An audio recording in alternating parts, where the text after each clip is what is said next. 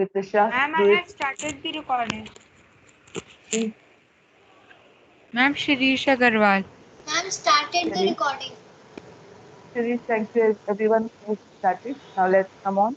Now we were doing government. In that heading, we came to know that Government of India is the official name.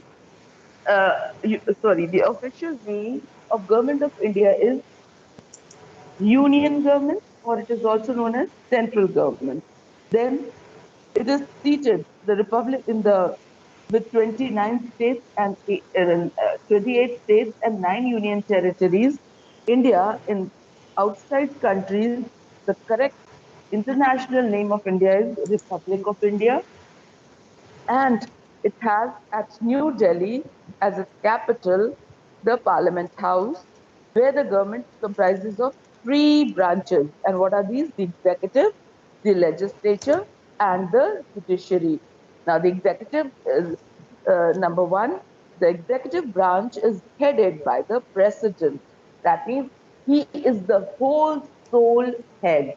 Okay, it is he who looks after the uh, country as a he represents the country as the head of the country. Okay, is my video open? No, ma'am. No, ma'am. Okay. He or she is the head of the state and exercises his or her power on the advice of the council of ministers directly or through the officers working in various offices of the government. So the Ma'am, president is page the number. head, page 198. So president is the Okay. whole sole working head, though the real powers are in the hands of the prime minister. Okay, but president is called the first person of the country. He represents the country. Okay. Then number two, the legislative branch or the parliament consists of the law. Please, open the mic. The directly elected 554 members of the Lok Sabha, House of the People, and the Upper House, the 250 members, indirectly elected members of the Rajya Sabha, Council of States, as well as the President. The Parliament enjoys parliamentary supremacy. So now they are talking about the Parliament. Now, Parliament has two houses, the upper house and the lower house. Now, the lower house has nearly 545 members. Underline it. The lower house has 545 members, and it also has it is the house in which people cast their vote. We, through elections, appoint these people to govern us, to form the party. So the lower house is elected by the people. You all must have seen your parents going to cast vote during the time of elections. You must have seen. Mama पापा को vote डालते देखा है? Yes, ma'am. So, Yes, Yes, ma'am. ma'am. okay, very ma'am good. देखना नहीं ma'am देखना नहीं है पर सुना है कि मम्मा पापा वो डालने जा रहे हैं. Yes. So next time, whenever there are elections, sit along with them. Though you can't cast a vote, but you can always go and see how everything is happening. Okay. So let me come back to the topic. It is the lower house in the parliament in which the people, all the people 18 plus of age, have the right to go and cast their vote. Okay.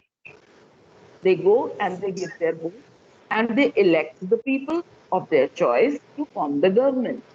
Okay, like in Uttar Pradesh, you can see it is the Chief Minister Yogi Adityanath who has been appointed, elected by the people of Lucknow or maybe the people of Uttar Pradesh rather. Okay? So lower house has the people elected by the people, the representatives elected by the people. Now, in the upper house, which is the Rajya Sabha, that is Council of States are elected, and there are nearly 250 members. Please underline 250 members along with the president, and they all enjoy the parliamentary supremacy. That means the parliament's working is enjoyed by these people. Now, the president enjoys all constitutional powers and exercises them directly or through the officers subordinate to him. So it is the president who is all in all powerful. He has all the constitutional powers and he exercises everything under his control. Now, the president is to act in accordance with the aid and advice tendered by the head of the government, that is Prime Minister of India, and his or her Council of Ministers, that is the cabinet. Now, this is a fact that India has president as the head. No problem, we know that. But at the same time, it is the Prime Minister who's considered as the real head. Why? Because he's elected by the people. The mass number of people, the huge mass has chosen the Prime Minister. They have appointed him to rule and follow the government policies. So the real power is in the hands of the Prime Minister. So President, if he has to work in accordance with the Prime Minister. Then there are Council of Ministers. Council of Ministers are those people who aid and advise the Prime Minister. That means, supposing I'm the head. Now I appoint 2-3 children among you all to look into the matter. You will check, you will see whether the child is present. You will see whether the children have covered their books. You will see that whether the records are being maintained. So I give and appoint different work to different people of whom I trust. So those people are called the council. Okay? So Council of Ministers, along with the Prime Minister, they play a major, strong role in aiding and advising the president. Is this much clear to each one of you? Is this much clear? Yes. Good. Just hear me? Yes, ma'am. Okay. Yes, ma'am.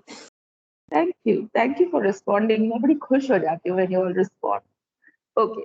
All the members of the Council of Ministers, as well as the Prime Minister, are the members of the Parliament. Now, Council of Ministers, Prime Minister, President, all are a part of the Parliament.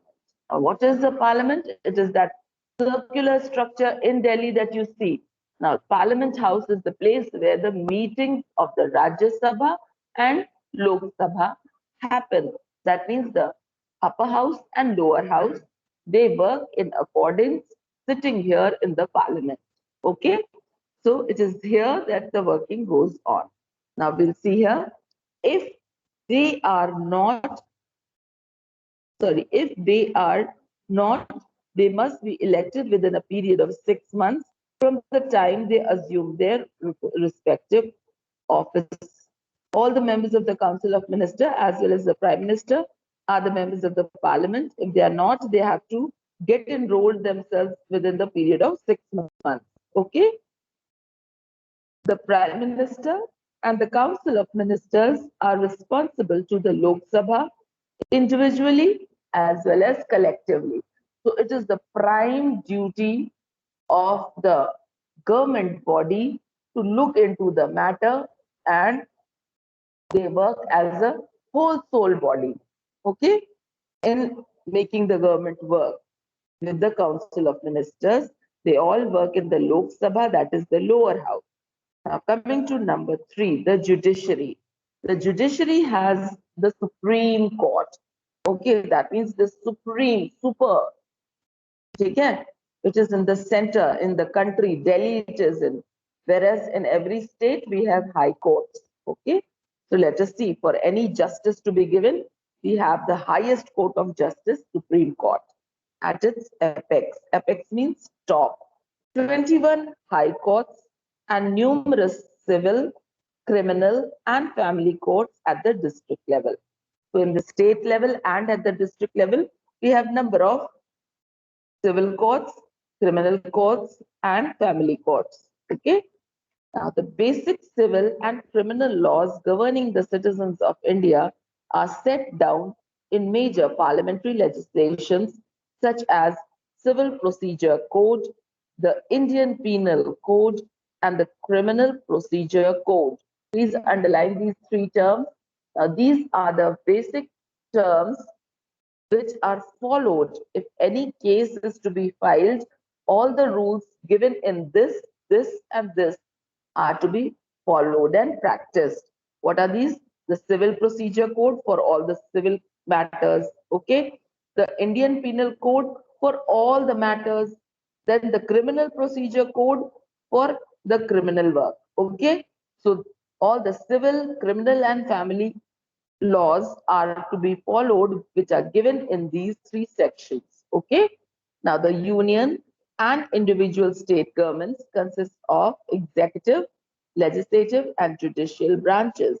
The legal system, as applicable to the federal and individual state governments, is based on the English common and statutory law.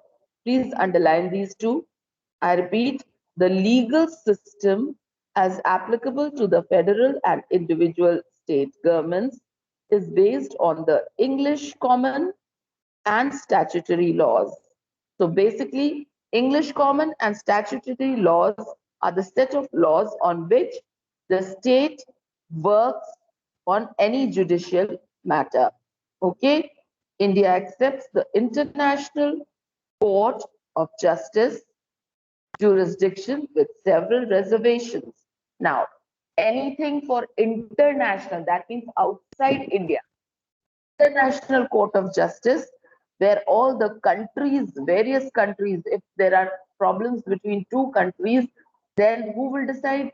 So for that case, we have International Court of Justice, and India is also one of the members for it. It has accepted that if it has any problem with any other country, it would get it solved by joining International Court of Justice. Okay. Now, by the 73rd and 74th Amendment to the Constitution, the Panchayat Raj system has been institutionalized for local governance. Now, at the village level, village में अगर कोई लड़ाई झगड़ा हो रहा है, so poor people, they can't go and come to the city life to get the things sorted. So governments have arranged for this system called Panchayati Raj. Okay, now this Panchayati Raj system works at the village level so that any dispute which arises in a village can be sorted out at the Panchayat level. देखा है ना, गांव में पंचायत होती है. That means 5 intelligent men are appointed and they look into the matter and give justice. So that is Panchayati Raj system. Is this much clear? Is this much clear? Yes, ma'am. Yes, ma'am. Yes, ma'am. Yes, ma'am. Shirish, please close the recording now.